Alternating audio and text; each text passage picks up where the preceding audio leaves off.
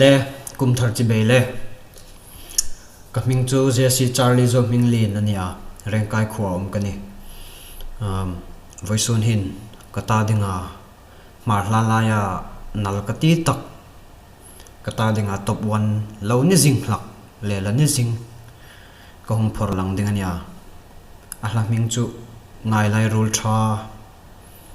nung hak lal dam pui pe na ina sak Edwin ta dinga din thar to la na phu moi ema an lo record ta sa chu video in la lo ania mp3 in ngai thein an send an mp3 in ngai thein an pek su ka lyrics video tak ngil khaman la sim lo ania ami ruk chu hi la hin lo record na short vet a hi la thluk hi Mortimer zote mar artist tho anu main team a moi a lungrun tlak taka sim ania nung hak lal dam pui pe na kata ding chun mar artist lai hi hla isak lai hin top 1 ilani zinga nang anga team kala hrit no a I role hi ngai na wa beya zu na na ya lung lai ru ka deng ka chap khoma suk lak I team back lo ngai ti